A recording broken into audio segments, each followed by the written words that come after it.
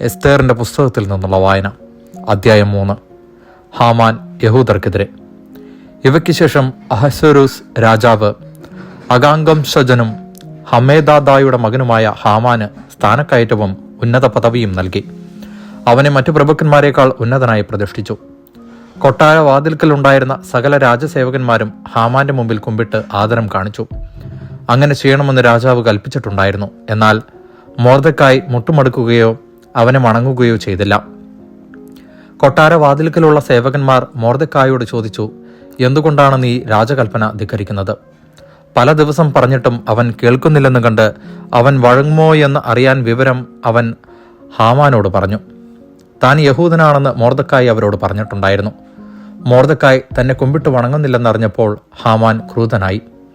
മൊർദെഖായുടെ മേൽ മാത്രം കൈവച്ചാൽ പോരെന്ന് അവന് തോന്നി.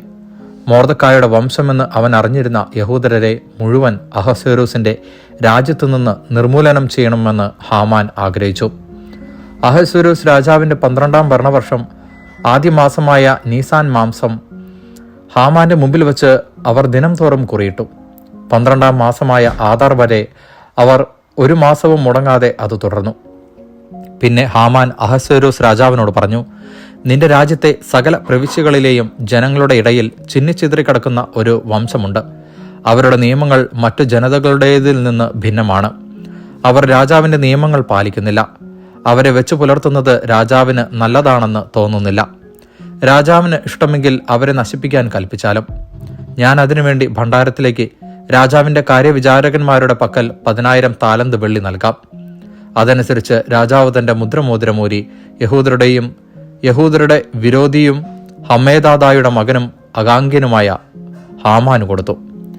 രാജാവ് ഹാമാനോട് പറഞ്ഞു, ആ ധനം നീ തന്നെ സൂക്ഷിച്ചുകൊള്ളൂ. ആ ജനതയോട് നിനക്കിഷ്ടമുള്ളത് ചെയ്തുകൊള്ളുക.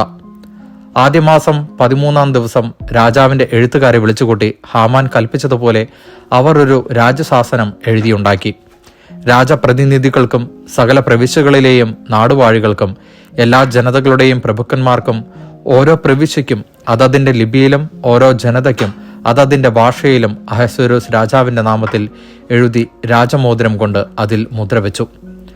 സകല യഹൂദരെയും യുവാക്കന്മാരെയും വൃദ്ധന്മാരെയും സ്ത്രീകളെയും കുട്ടികളെയും 12-ാം മാസമായ ആദാർ മാസം 13-ാം തീയതി ഒറ്റ ദിവസം കൊണ്ട് നശിപ്പിക്കുന്നതിനും കൊല്ലുന്നതിനും വംശനാശം വരുത്തുന്നതിനും അവരുടെ വസ്തുക്കൾ കൊള്ളയടിക്കുന്നതിനും രാജാവിന്റെ സകല പ്രവിശ്യകളിലേക്കും ദൂതന്മാർ വഴി കത്തുകൾ അയച്ചു. ദൈവവചനമാണ് നാം കേട്ടത്.